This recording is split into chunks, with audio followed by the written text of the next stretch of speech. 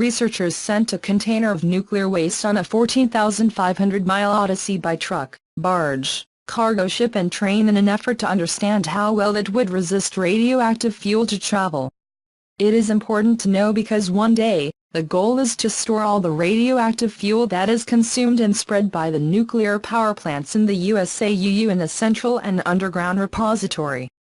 There is still a political struggle over where that repository will be, so at this moment, spent nuclear fuel does not move much.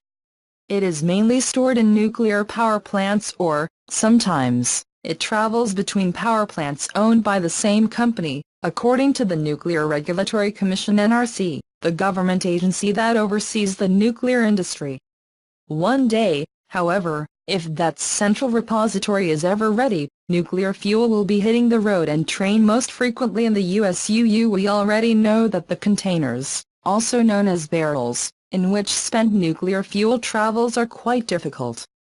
The new container designs go through a series of tests where they are dropped, burned and immersed in water before the NRC certifies them for use.